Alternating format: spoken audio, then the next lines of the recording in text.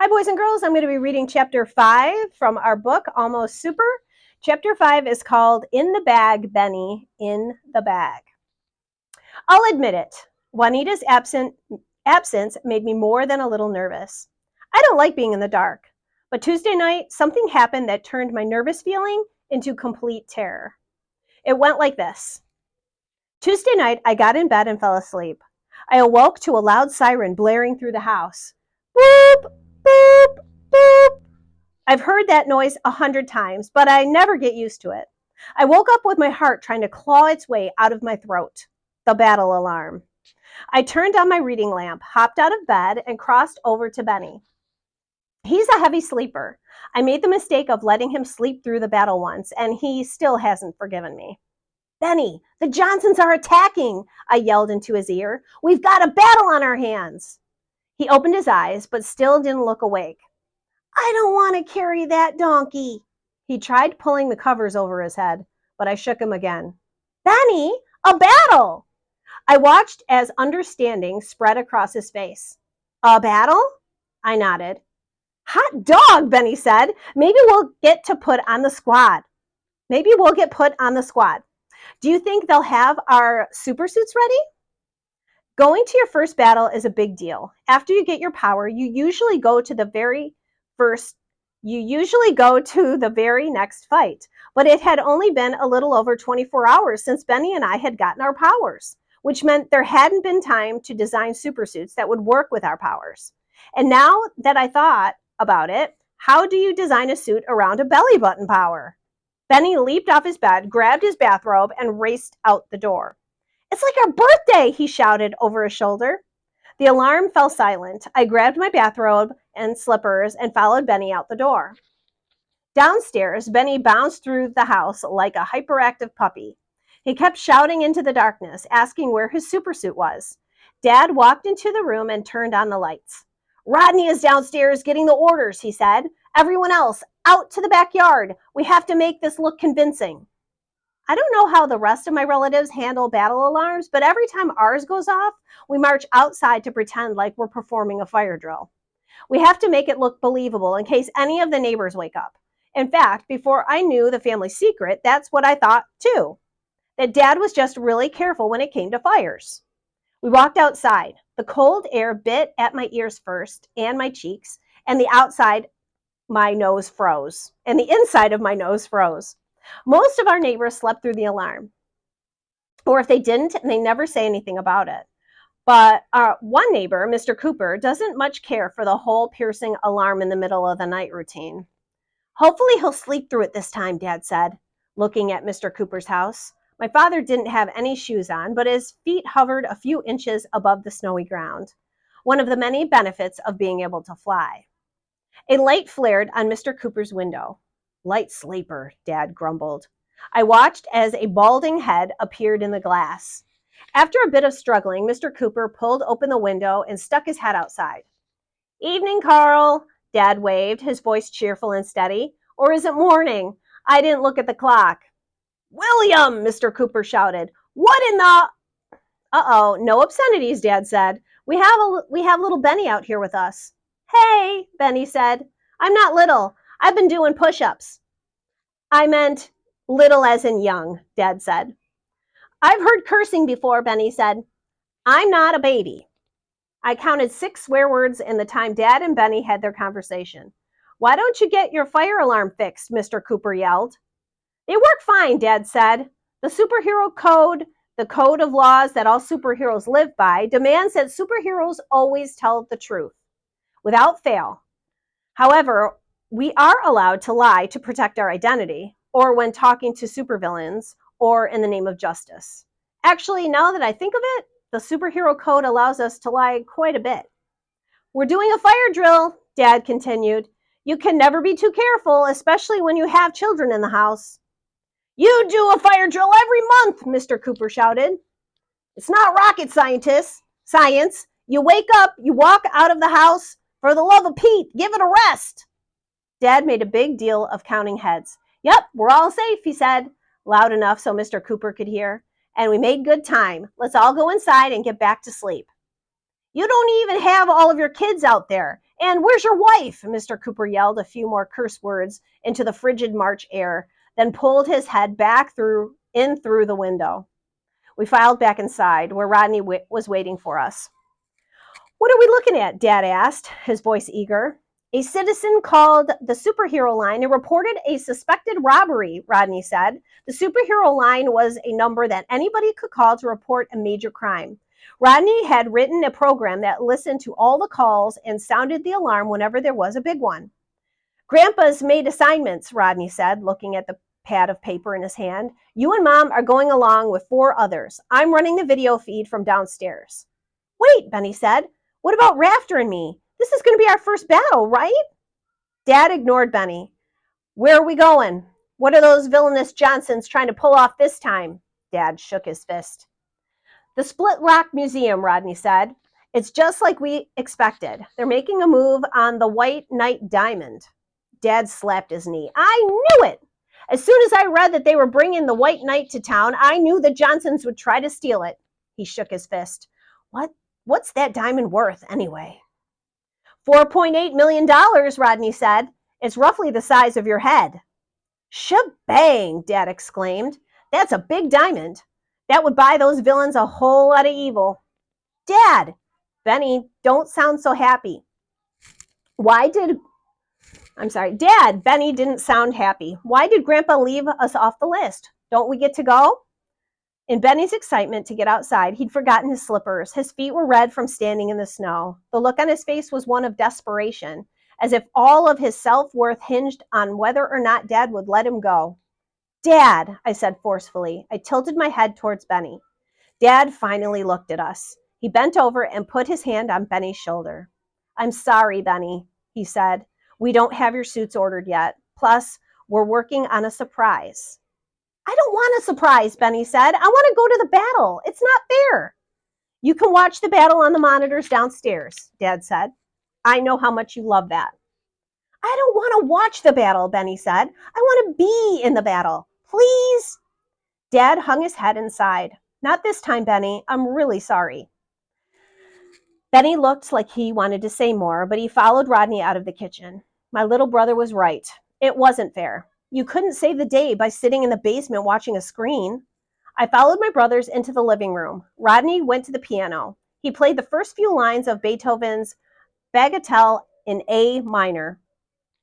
A picture of dogs playing backgammon slid on the side, revealing a staircase descending to the root cellar. Rodney went down the stairs, then Benny. I was about to follow when Mom came up from the root cellar.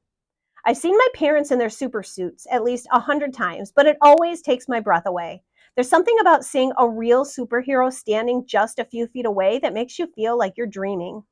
Like action and adventure could explode at any time. Our super suits are part Kevlar, part titanium plate. We've copied the designs from the military, and then we make modifications as needed.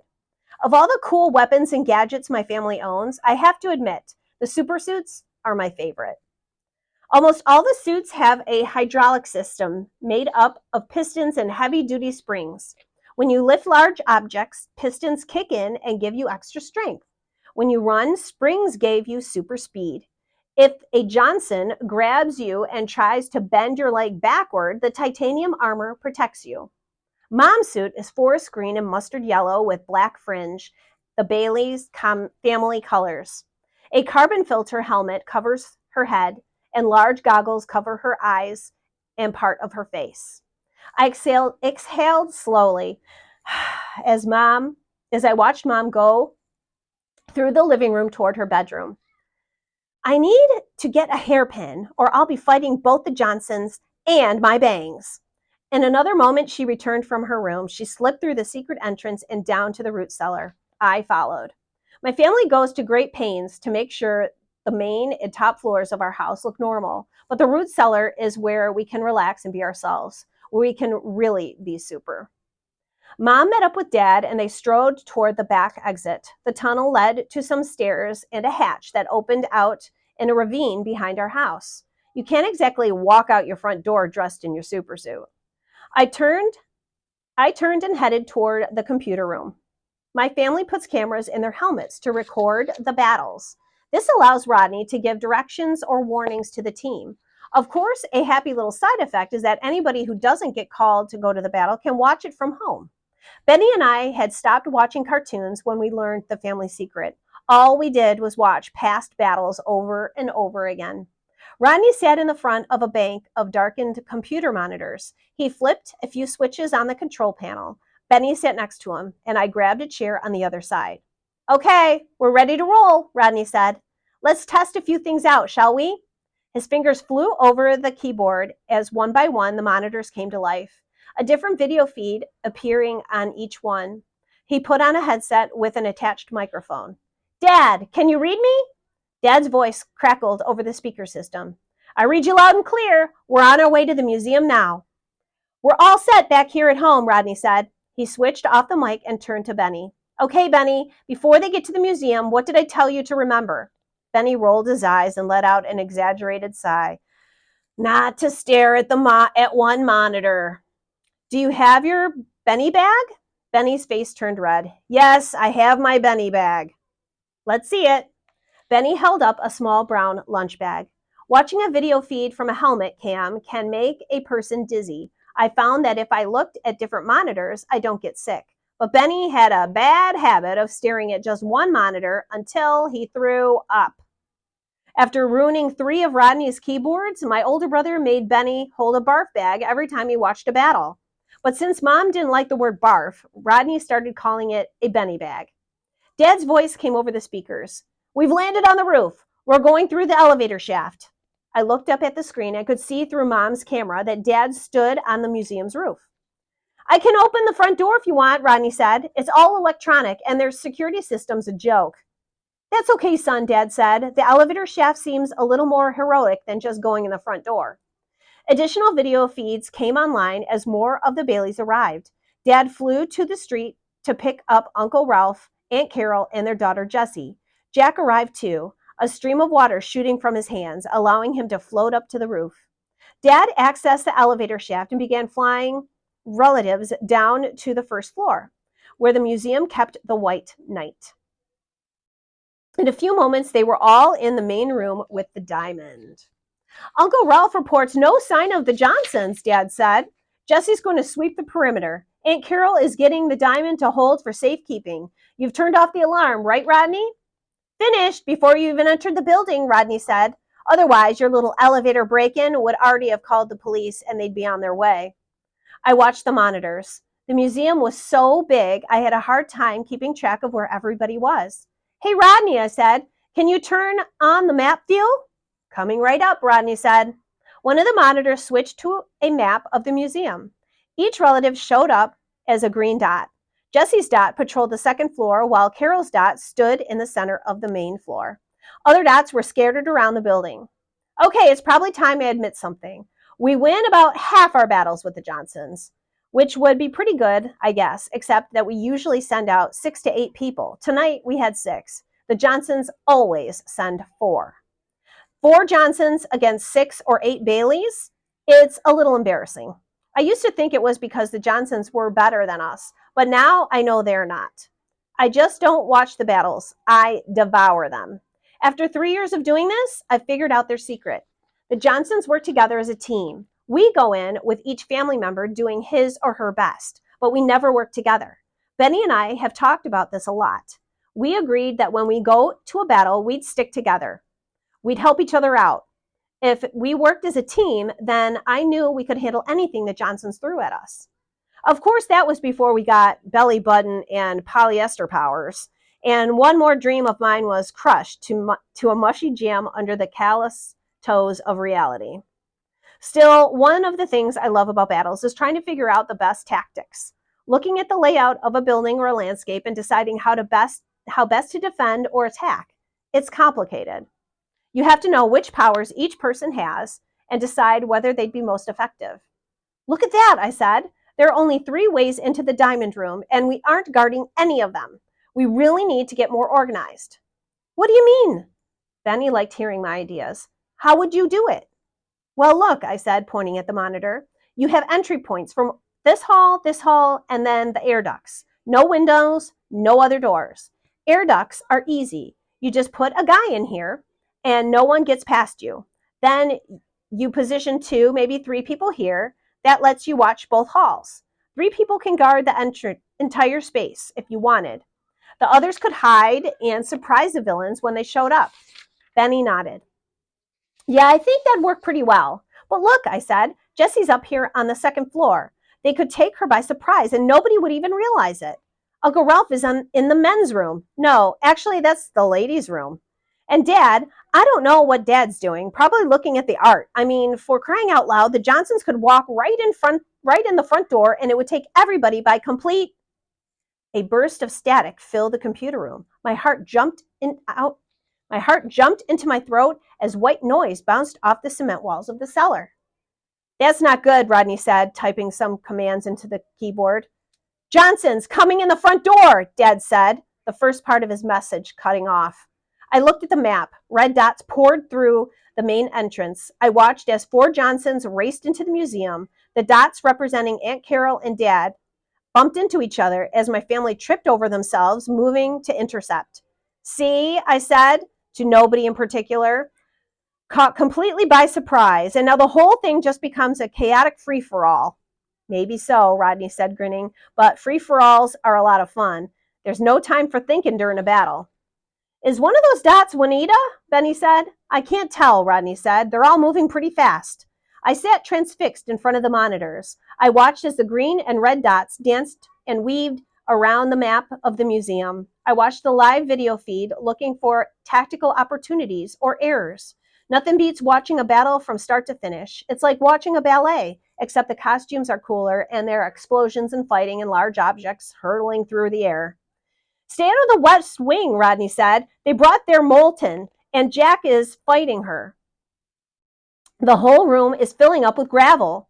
I looked at Jack's video feed. It was like Grandpa described. Every time the Moulton Johnson sprayed lava, Jack sprayed right back with water, cooling the rock until it crumbled into gravel when it hit the ground.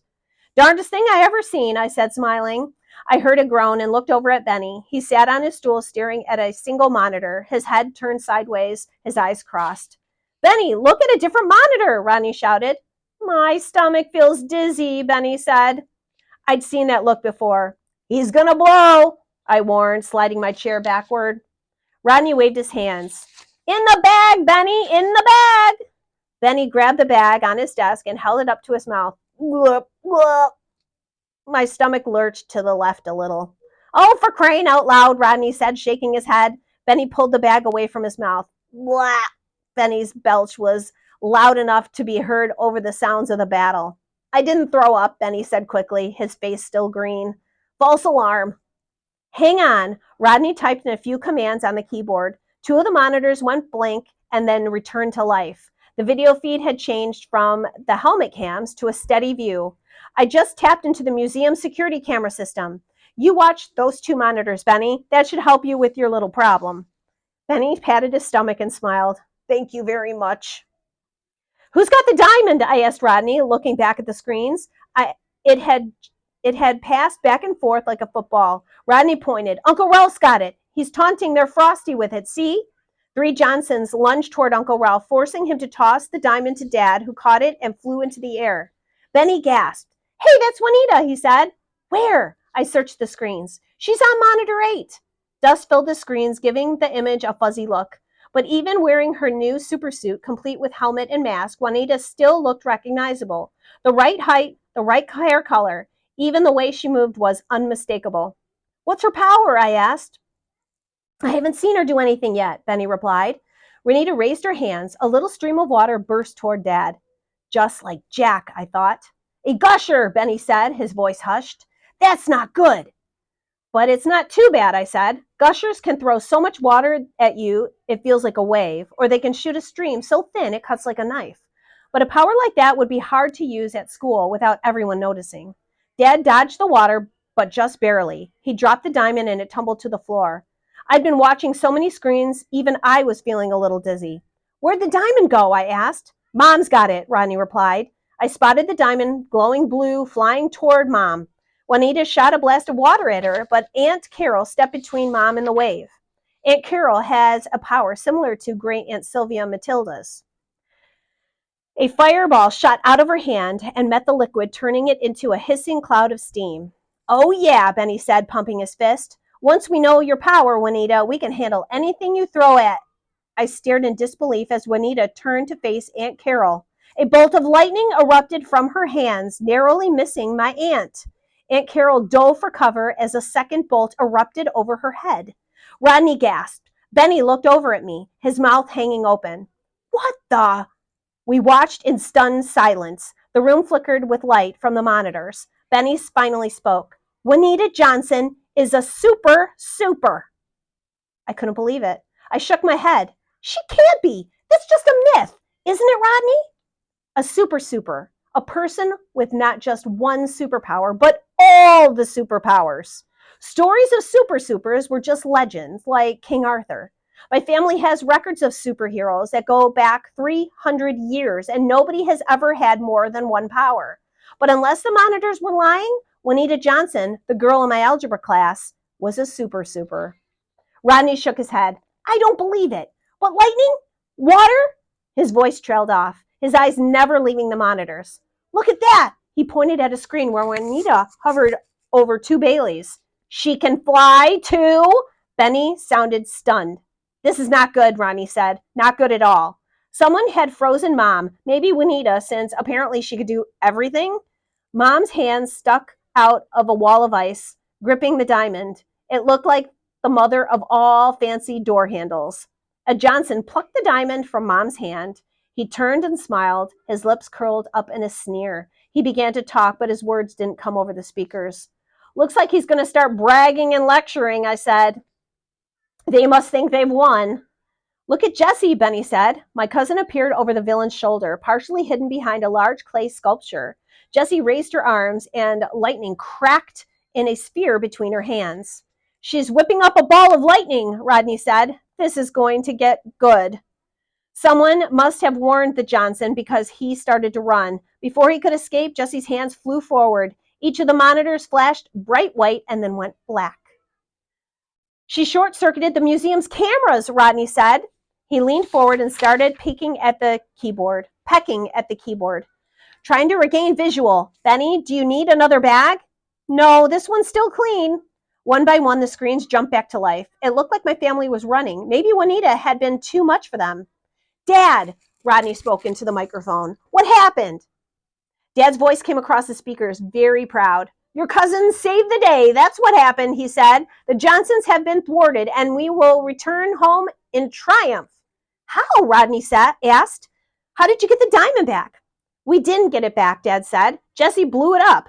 There were too many pieces to pick up, and now we're leading the Johnsons away from the museum. I looked at Rodney in disbelief. Isn't blowing up the diamond a bad thing? Isn't somebody going to be really upset about that? Rodney shrugged. Maybe, probably, but at least the villains didn't get it. Maybe it's not our finest hour, but it's not defeat. And considering we were up against a super, we did pretty good. There was nothing else to do. Benny wanted to stay up and wait for Mom and Dad, but I went upstairs and crawled into bed. In the darkness of the room, my breathing became faster. Benny and I weren't just facing a supervillain, but a supervillain. If it was really true, we'd have to deal with invisibility, lightning, fire, strength. I wanted to jump out of bed, put on my shoes, and run away. Maybe Benny and I could leave the city and go to a different school. Or maybe we could move in with Grandpa. I'd like to think I was afraid not because I was a coward, but because I had brains. Going back to school was crazy. It was insane. Iron resolve, ferocious courage, and a healthy dose of insanity. I realized I had the covers over my head. That's not how a superhero acted. Angry, I pushed aside the covers. A superhero faced challenges. He didn't run. I closed my eyes, and that seemed to help clear my mind. I stared at the map of the museum. For so long, the dots seemed to float in the darkness up behind my eyelids. An idea hit me, a crazy idea. I got out of bed and went to my desk. I pulled out a piece of paper and made a quick sketch of my school, drawing it like a blueprint. I marked the important rooms, the ones involved in the plan. My algebra class, the lunchroom, the library. I finished the drawing and stared at it. Benny came from downstairs. What are you doing? When I spoke, I could hear the excitement When I spoke, I could hear the excitement in my voice. Benny, I think I solved our Juanita problem. Really? Benny said. How? I smiled. We'll do the last thing Juanita would expect. What's that? Benny asked. We're going on the offensive, I said. We're going to take the fight to Juanita, and we're going to get our real powers. Benny grinned in the darkness. Now you're talking like a superhero. And that's the end of chapter 5.